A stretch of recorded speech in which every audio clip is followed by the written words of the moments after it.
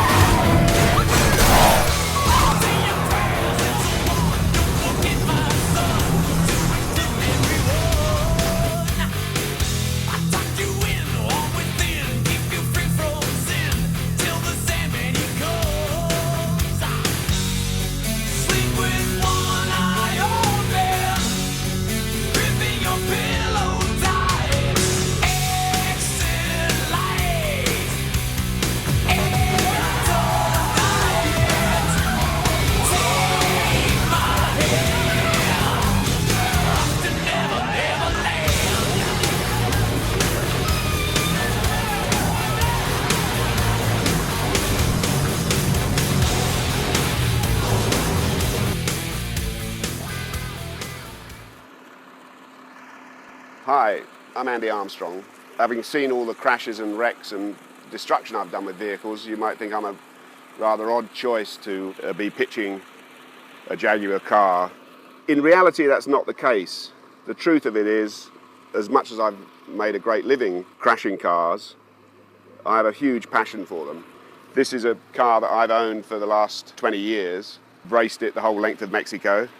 The reason we got this out today is because although it's 50 years different from the XF, it's still relevant in the ingredients that it has that makes this a car that people, particularly myself, want to own.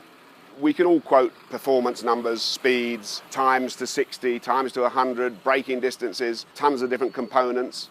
But the reality of it is, truly great cars are more than the sum of the parts. This car represents far more than a lot of the cars that I have to me personally, because it's something built with passion, designed by people that were passionate about cars, and has a sense of life about it that is still being built into new Jaguar cars today. The XF is more like this in spirit than it is any other modern car, really. Its heart and soul are still with this vehicle.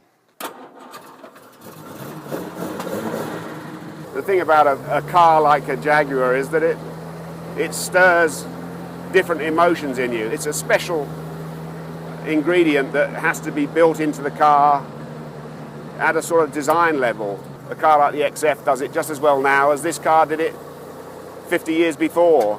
And I think that's amazing that you can have a company that can still be in touch with its heritage. It's something very, very special.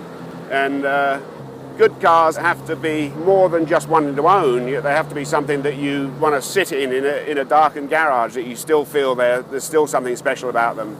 If it doesn't do that, then it's just a load of parts put together and may have all sorts of performance, but it doesn't mean anything unless it's got some soul to it.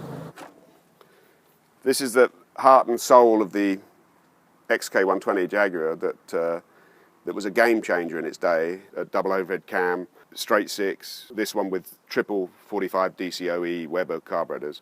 This basic engine arrived in days when other manufacturers were still selling cars with side valve engines and very, very low horsepower.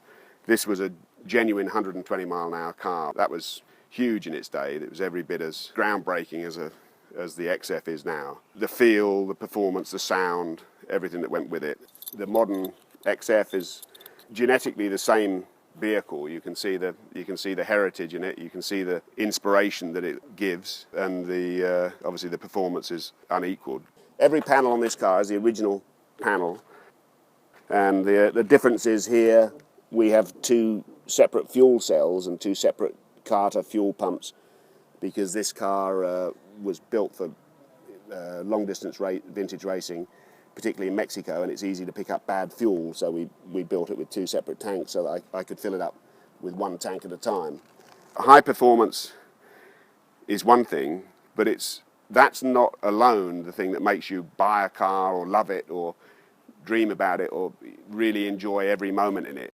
A great car has to give you a feeling. It's something that this car had in the 40s and 50s, and it's something that the XF has now.